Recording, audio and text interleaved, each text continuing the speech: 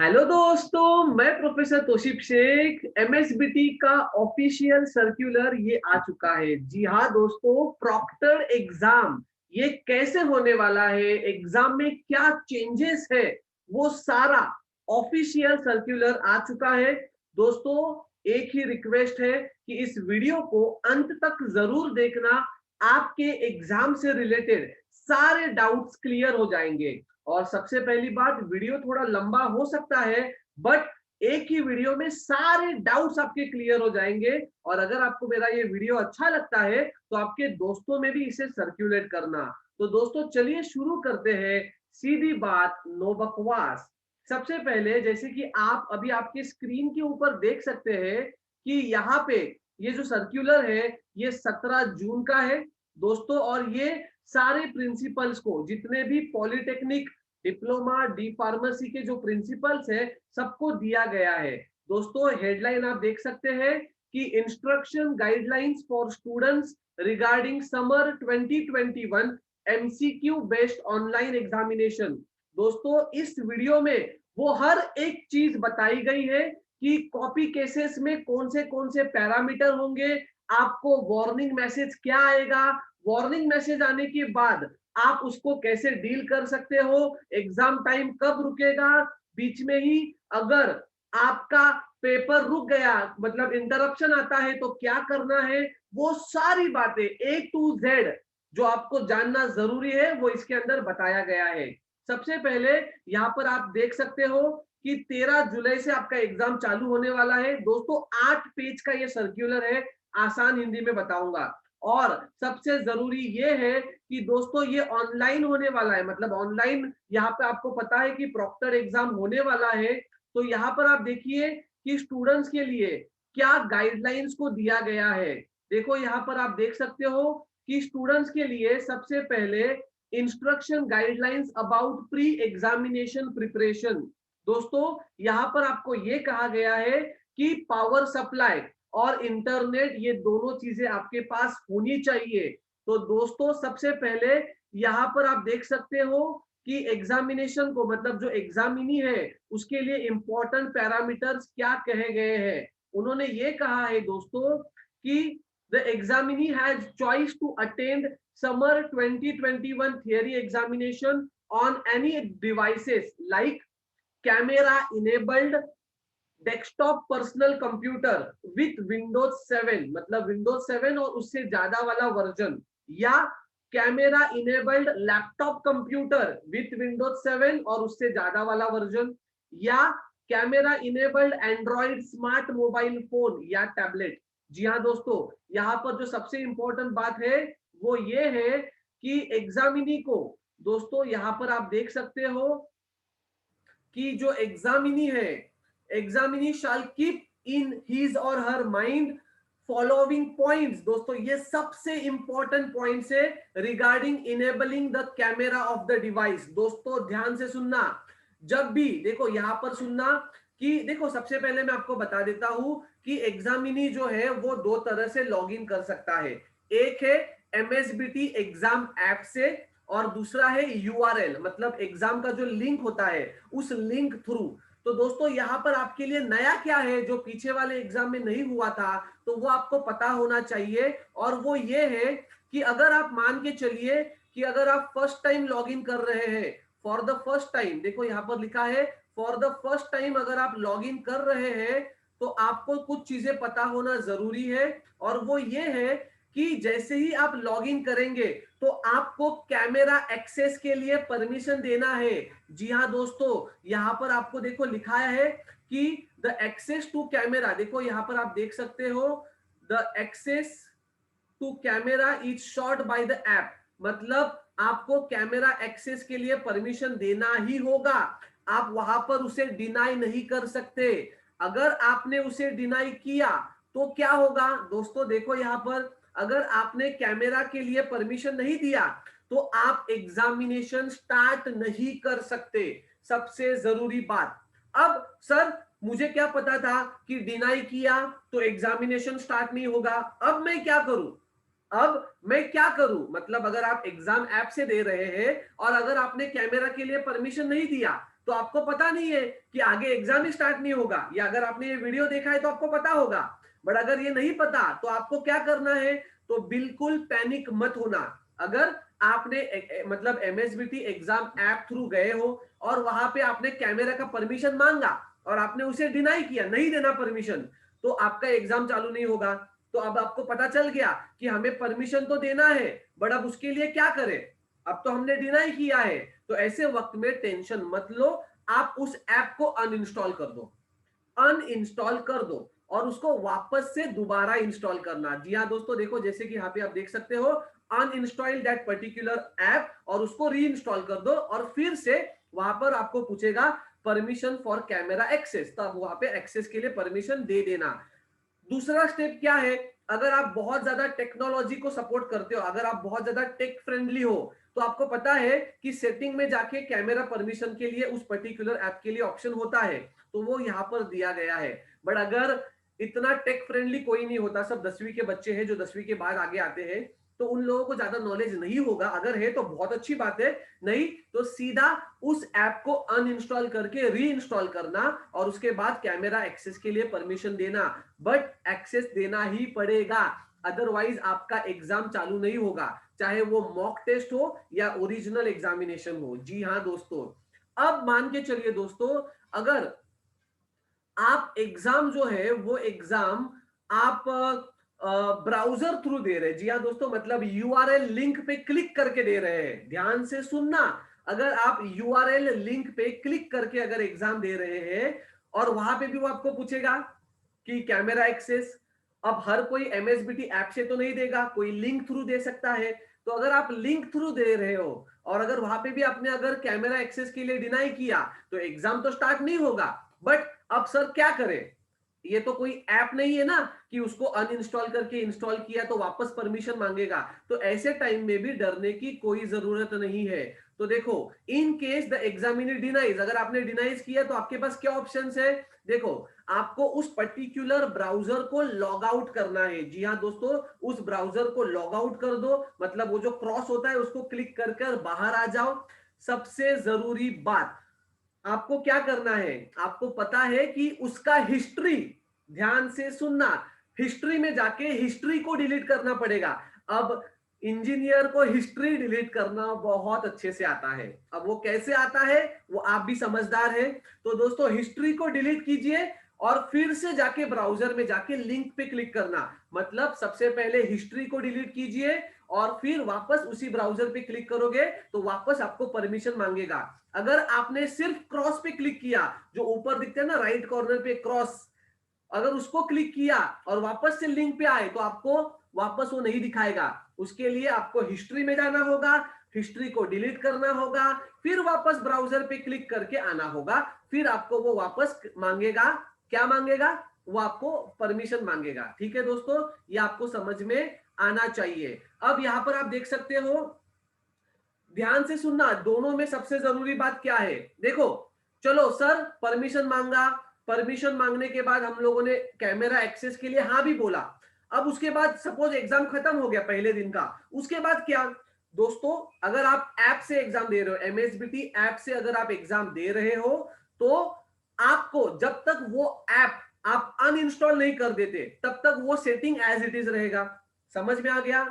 अगर आपने app uninstall किया, मतलब पहला पेपर होने के बाद अनइंस्टॉल किया, तो वापस आपको एक्सेस करना पड़ेगा, मतलब कैमरा के लिए एक्सेस देना होगा। उसको आप अनइंस्टॉल मत करो। अगर आप ब्राउजर थ्रू दे रहे हो, अगर आप ब्राउजर थ्रू दे रहे हो, सर ब्राउजर थ्रू दे रहे, एग्जाम खत्म हो गया, कोई बात नहीं, हिस्ट्री डिलीट मत करो, हिस्ट्री डिलीट मत करो। जब भी नेक्स्ट पेपर होगा ना, तो वापस आप वहां से चालू कर सकते हो, बट हिस्ट्री डिलीट मत करना। अगर हिस्ट्री डिलीट किया तो आपको वापस वही स्टेप्स फॉलो करने पड़ेंगे जो पहले पेपर के वक्त आपने फॉलो किए थे दोस्तों। ठीक है। अब यहां पर ये देखिए कि जो भी आपके स्मार्टफोन, टैबलेट और लैपटॉप से आप एग्जाम देने वाले हो, उसके लिए आपको पावर सप्लाई और बैकअप पावर सप्लाई होना जरूरी है। जी हाँ दोस्तों, और दूसरी जरूरी बात, आपको इंटरनेट का स्पीड इस बार 2 Mbps लगेगा कंपलसरी, कम से कम। लास्ट टाइम तो सर 1 एमबीपीएस काफी था, बट इस बार आपको पता है कि कैमरा चालू होने वाला है तो आपको कम से कम 2 एमबीपीएस का स्पीड लगेगा। जी हाँ दोस्तों, तो ये आपके लिए जरूरी है। उसके बाद अगर आपके पास 5 एमबीपीएस का बैकअप है तो फिर टेंशन की कोई बात नहीं है, तो ये आपको याद रखना है। उसके बाद आप यहां पर देख सकते हो ये वाला जो पॉइंट है, in case the examiner does not have facility, मतलब अगर आपके पास कोई फैसिलिटी नहीं है, मतलब पावर सप्लाई नहीं है, इतना पैसा नहीं है कि आप इंटरनेट ले सकते हो, तो आप आपके एचओडीज के पास जाइए, उनको कांटेक्ट कीजिए इंस्टीट्यूट में, वो आपके लिए कोई ना कोई अरेंजमेंट किसी ना किसी नियर बाय पॉलिटेक्निक में करा देंगे। ठीक है। अब सबसे जरूरी बात दोस्तों, ध्यान से सुनना, ये बात बहुत ज्यादा इंपॉर्टेंट है। देखो यहां पर ये आपको समझना होगा, ये वाला एग्जामिनी मोबाइल नंबर इज, देखो दोस्तों आपने एग्जाम फॉर्म फिल करते वक्त जो भी मोबाइल नंबर दिया था उसके ऊपर आपका लॉगिन आईडी पासवर्ड आने वाला है। मान के चलिए खुदा ना खास्ता आपका मोबाइल नंबर वर्किंग कंडीशन में अभी नहीं है, कुछ हो गया, मोबाइल नंबर ही वर्किंग कंडीशन में नहीं है, या मोबाइल नंबर चेंज हो गया, समझ में आ रहे हो, मोबाइल नंबर वर्किंग कंडीशन में नहीं है या मोबाइल नंबर अगर चेंज हुआ, या मान के चलो कि जो भी आपको मैसेज आया था वो मैसेज ही डिलीट हो गया, तो ऐसे टाइमिंग में भी पैनिक होने का जरूरत नहीं है। आप बस क्या कीजिए, आपको एक यूआरएल का लिंक दिया जाएगा, आपके इंस्टीट्यूट को कांटेक्ट कीजिए, वो आपको बता देंगे कि क्या करना है आगे का procedure. But please mobile number change मत कीजिए, अपने मोबाइल नंबर को एग्जाम होने तक संभाल के रखिए। जी हाँ दोस्तों, ये उन्होंने खुद भी कहा है, the examinee shall preserve these details for the entire duration of summer 2021 examination। अब दोस्तों सबसे पहले, अब सर बोलोगे सर ये बहुत डेंजर लग रहा है, हमारा मॉक टेस्ट होगा कि नहीं होगा? यस दोस्तों, आपका मॉक टेस्ट होने वाला है। कब होने वाला है आपका मॉक टेस्ट, जरा देखिए, आपका मॉक टेस्ट होने वाला है 5, 6, 7 जुलाई को। देखो यहाँ पर आपका मॉक टेस्ट ये होने वाला है, तो प्लीज मॉक टेस्ट को बिल्कुल मत भूलना, मतलब उसको अटेम्प्ट करना ही। ठीक है। अब उसके बाद यहां पर उन्होंने क्या कहा है, देखिए, it is advisable for examinee to appear for summer 2021 end semester examination, मतलब जिस पर्टिकुलर डिवाइस से आपने मॉक टेस्ट दिया है उससे आप फैमिलियर हो चुके हो, तो उसी डिवाइस से पूरा एग्जाम भी दे देना। उसके बाद the online examinations are conducted as per the time table.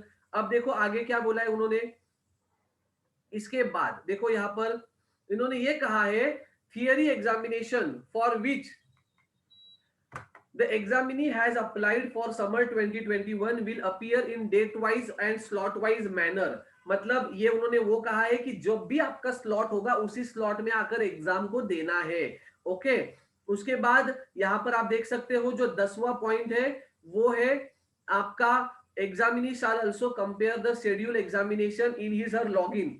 मतलब आपको देखना है कि जो भी आपका शेड्यूल एग्जामिनेशन का लॉगिन आईडी में जो डेट से जो टाइम से वो आपको चेक करना है, आपके टाइम टेबल के साथ क्रॉस एक बार करना ही होगा।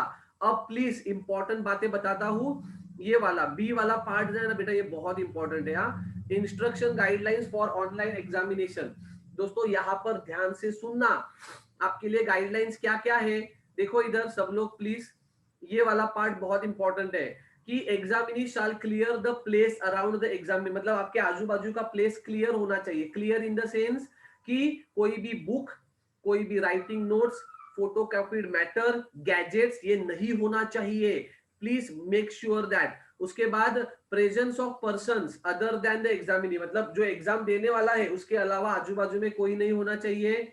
उसके बाद हाँ सर, क्या हम लोग रफ वर्क करने के लिए पेन पेपर भी नहीं रख सकते? बिल्कुल रख सकते हो, देखो उन्होंने खुद कहा है, however examinee can keep the blank paper and pen for doing an necessary rough work during the exam, मतलब इतना आप कर सकते हो, एक रफ पेज और एक पेन आप रख सकते हो। उसके बाद आप आगे देखिए उन्होंने क्या कहा है, the examinee has the option, मतलब देखो एमसीक्यू बेस्ड एग्जाम अटेम्प्ट करने के दो ऑप्शन है, एक है समर 2021 एग्जामिनेशन यूआरएल और दूसरा है MSBT exam app, URL link through और दूसरा ऐप थ्रू। अब उसके बाद ध्यान से सुनना दोस्तों, आपका टाइमर कब स्टार्ट होगा, जैसे आप स्टार्ट एग्जाम पे क्लिक करोगे तब स्टार्ट होगा। उसके बाद आपके टाइम स्लॉट आपको देखने हैं, 10 से 12 के बीच में लॉगिन करना है अगर आपका मॉर्निंग स्लॉट का पेपर है तो, और अगर आपका आफ्टरनून सेशन है तो 2 से 4 के बीच में आपको लॉगिन करना होगा। तो दोस्तों ये आपको पता होना चाहिए। अगर कोई फिजिकली हैंडीकैप्ड है, मतलब कोई फिजिकली चैलेंज्ड व्यक्ति है, दिव्यांग व्यक्ति, तो उसको 1 घंटा एक्स्ट्रा समय दिया गया है। The duration for the examination is 1 hour। Examinees who have formal approval, और जिन्होंने उसके लिए परमिशन ऑलरेडी एमएसबीटी से लिया हुआ है। उसके बाद आप यहाँ पर देख सकते हो। अब दोस्तों ये थोड़ा इंपॉर्टेंट है, टेक्निकल ग्लिचेस की तरह से। यहाँ पे थोड़ा सही से देखना आप लोग। यहाँ पे उन्होंने क्या कहा है, प्लीज सब लोग इधर देखो। ये वाला point, point number 5, the enrolment number and name आपको चेक करना है। पेपर जैसे ही चालू हुआ, सबसे पहले देखो कि पेपर के ऊपर आप ही का इनरोलमेंट नंबर है, आप ही का नेम है, तो ही सॉल्व करना। अब बोलोगे सर अब हमारा ही तो होगा, टेक्निकल ग्लिचेस हो सकते हैं, कभी कभार ऑनलाइन एग्जाम है तो ये प्रॉब्लम हो सकता है। तो एग्जाम चालू होने से पहले देखो कि आपका नाम है, आपका ही इनरोलमेंट नंबर है या नहीं। अदरवाइज किसी दूसरे का नाम है और आपने सॉल्व किया, एग्जाम को एंड किया, तो खत्म। तो भाई साहब ये नहीं चलेगा, ये पहले आपको चेक करना होगा। ओके, अगर आपका नाम नहीं है तो इंस्टीट्यूट को बताइए, वो वहां पे करेक्शन करा के दे देंगे। ठीक है, उसके बाद देखो यहाँ पर उन्होंने क्या कहा है बेटा, प्लीज सब लोग यहाँ पर देख सकते हो आप, उन्होंने क्या कहा है। आपका ऑनलाइन एग्जामिनेशन कब स्टार्ट होगा, जब आप स्टार्ट एग्जाम पे क्लिक करोगे तभी स्टार्ट होगा। ओके, अब यहां पर देखो सबसे इंपॉर्टेंट पॉइंट, ये देखो ये वाला पॉइंट 7th नंबर, क्या बोला है उन्होंने। As the examination is conducted in proctored manner, device camera should be kept on all, मतलब all the time, मतलब आपको डिवाइस ऑन रखना पड़ेगा ऑल द टाइम। ओके, अगर आपने किसी भी तरह से कैमरा को कवर करने का कोशिश किया तो वो ट्रीटेड होगा मल प्रैक्टिस के तरह, मतलब कॉपी केस भी आपके ऊपर हो सकता है। अब इतने सारे स्ट्रिक्ट इंस्ट्रक्शंस आपको उन्होंने दिए हुए हैं। अब आपको पढ़ाई करनी होगी, अच्छे से पढ़ाई कीजिए। यहाँ पर आप देख सकते हो क्या बोला है। इसके बाद आपको टोटल 40 में से 35 क्वेश्चन सॉल्व करने हैं। सर ज्यादा सॉल्व किया तो, अरे बाबा कितना भी सॉल्व कर, 35 राइट है तो फुल मार्क्स, समझा। उसके अंदर सबसे इंपॉर्टेंट क्या है कि नेगेटिव मार्किंग नहीं है। जी हाँ दोस्तों, नेगेटिव मार्किंग नहीं है। और यहाँ पर आपको स्क्रीन पे एक टाइम पे एक ही क्वेश्चन दिखेगा, उसके बाद आप उस क्वेश्चन को सॉल्व करके आगे जा सकते हो। अगर आंसर नहीं आ रहा है तो भी आप आगे जा सकते हो, क्योंकि डैशबोर्ड पे टोटल 40 क्वेश्चन के नंबर दिखेंगे। कोई भी क्वेश्चन पे क्लिक करो, उस क्वेश्चन पे पहुंच जाओ, उसको सॉल्व करना है तो सॉल्व करो, नहीं करना है तो दूसरे क्वेश्चन पे जाओ। सॉल्व करके आपने अगर सेव एंड नेक्स्ट किया तो वो हो जाएगा सेव, नहीं तो आप आगे चले जाओ, कोई प्रॉब्लम नहीं है, कोई मतलब रॉकेट साइंस नहीं है इसके अंदर। ओके, अब इसके बाद अगर आप यहाँ पे देख सकते हो कि यहाँ पे सबसे इंपॉर्टेंट क्या है कि in case the examinee prefers, अगर आपने एंड एग्जाम किया बेटा, अगर आपने एग्जाम को एंड किया तो वापस आप एग्जाम में नहीं आ सकते। और सबसे जरूरी बात यहाँ पे आपके लिए ये है कि वंस द एग्जामिनी एंड्स वो विल नॉट, मतलब वही आप एग्जाम में वापस नहीं आ सकते। और यहाँ पे आप देख सकते हो point number 15, the examinee shall not receive call, मतलब एग्जाम के वक्त कोई कॉल नहीं आना चाहिए। आप ब्राउजर भी चेंज नहीं कर सकते, बाकी सारी चीजें उन्होंने उसके अंदर कही है। ओके, अब यहां पर देखो, in case the online examination is interrupted, दोस्तों ध्यान से सुनना, सबसे बड़ा पॉइंट, अगर एग्जाम आपका बीच में रुक जाता है किसी कारणवश, लाइट चला गया, नेट बंद हो गया, तो प्लीज डोंट बी पैनिक, बिल्कुल टेंशन मत लो, आराम से रहो। जहां पे एग्जाम रुका है उधर टाइम फ्रीज हो जाएगा, टाइम रुक जाएगा।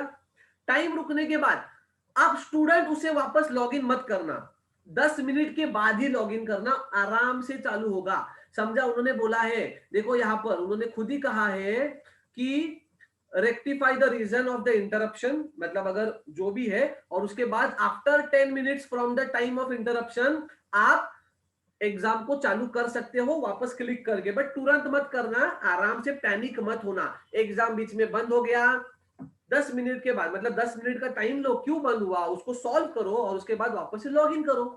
आपका एग्जाम जहां पे रुका था, जितने क्वेश्चन सॉल्व हुए थे, वो सारा एज इट इज सेव होता है पहले ही।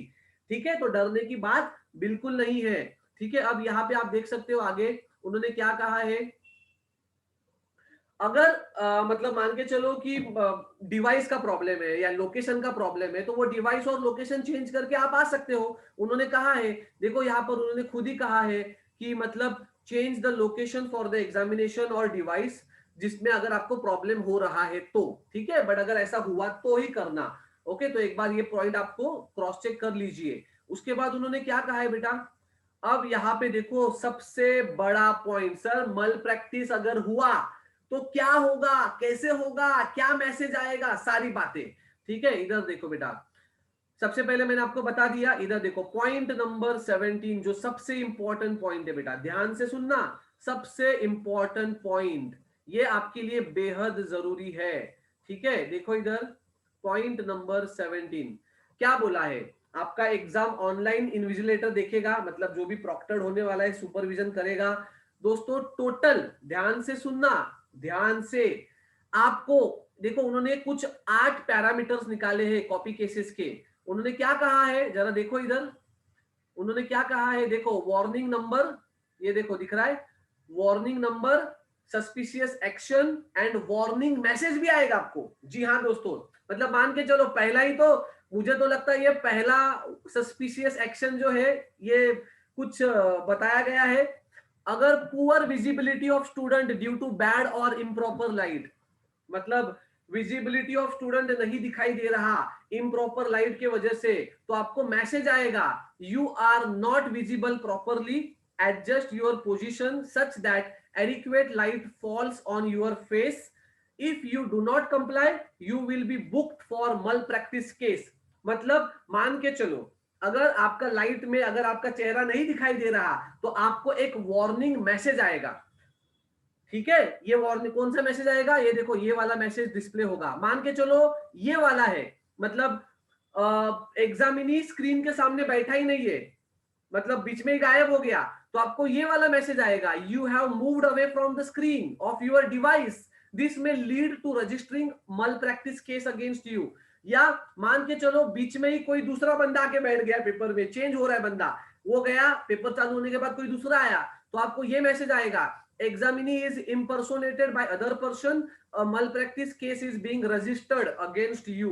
दोस्तों टोटल ऐसे 8 केसेस है, कितने केसेस है, 8। मैं केसेस के नाम बताता हूं आपको, देखो ये 3 हो गया, मतलब अगर सपोज कि दूसरा कोई डिवाइस लिया है तो ये वाला मैसेज आएगा। 8 से 10 केसेस है, सॉरी, ये देखो अगर आपने दूसरा डिवाइस एग्जाम के वक्त यूज किया है तो ये मैसेज आएगा, अगर एडिशनल पर्सन आपके बाजू में बैठा है तो ये वाला मैसेज आएगा, अगर एग्जामिनी बुक और नोट्स रेफर कर रहा है तो ये वाला मैसेज आएगा, अगर एग्जामिनी टॉक कर रहा है, बात कर रहा है तो ये वाला आएगा, अगर ऑनलाइन एग्जामिनेशन अगर आपका एग्जाम इंटरप्ट हो रहा है, एक बार हुआ है ठीक है हो सकता है, अगर बार बार इंटरप्ट हो रहा है तो you have to justify yourself कि बार बार इंटरप्ट क्यों हो रहा है, अदरवाइज वो मल प्रैक्टिस हो सकता है।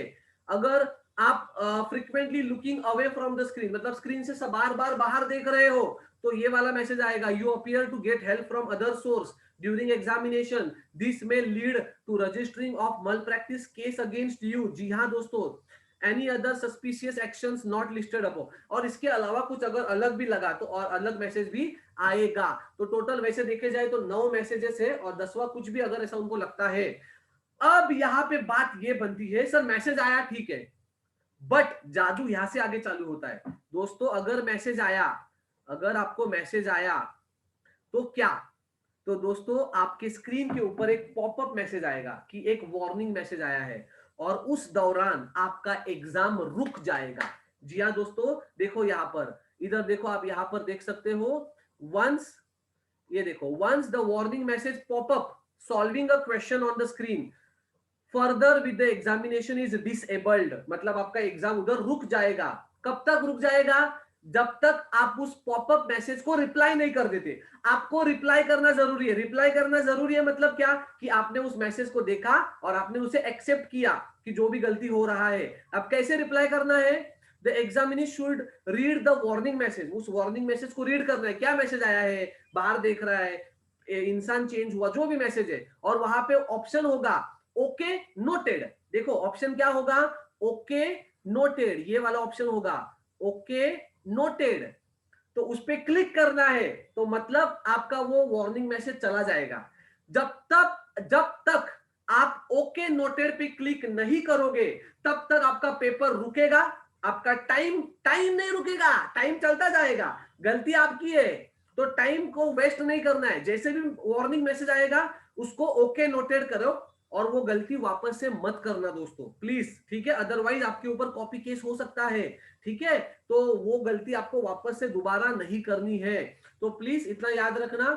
उसके बाद आप आगे देख सकते हो, यहाँ पर उन्होंने आगे क्या कहा है, ये इंपॉर्टेंट है, ओके नोटेड पे क्लिक करना जरूरी है बहुत ज्यादा, ठीक है। अब इधर देखो, उसके बाद ये पूरे इंपॉर्टेंट पॉइंट्स थे। और सोशल मीडिया के लिए उन्होंने स्पेशल कहा है कि सोशल मीडिया पे जो भी गलत इंफॉर्मेशन दी जा रही है उसको फॉलो मत करो। जी हाँ बिल्कुल, आप, मैं भी एज अ टीचर ये आपको कहता हूं कि प्लीज पढ़ाई पे फोकस करो। जी हाँ, पढ़ाई पे फोकस करना जरूरी है और ये आपके लिए बेहद जरूरी है। तो दोस्तों एग्जाम जैसे बताया जा रहा है, अब पूरा सिनेरियो उन्होंने आपके सामने बताया है और मैंने उसको आसान हिंदी में एक्सप्लेन करने का कोशिश किया है। बट प्लीज वार्निंग मैसेज आने के बाद आपका टाइम नहीं रुकेगा, टाइम इज रनिंग।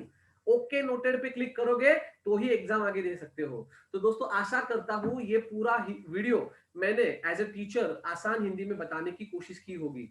दोस्तों अभी भी बहुत टाइम है, पढ़ाई पे फोकस कीजिए और यस, मेरे पास जो भी एमसीक्यूज अवेलेबल होंगे प्रैक्टिस के लिए मैं आपको देने की कोशिश करूंगा। दोस्तों वीडियो को ज्यादा से ज्यादा शेयर कीजिए, चैनल को सब्सक्राइब कीजिए, मेहनत को थोड़ा अच्छा लगता है और अच्छे अच्छे कमेंट्स भी छोड़िए जिससे हमें और अच्छा मोटिवेशन मिले आपके लिए कुछ अच्छा करने की। Thank you so much, love you all, take care, जय हिंद।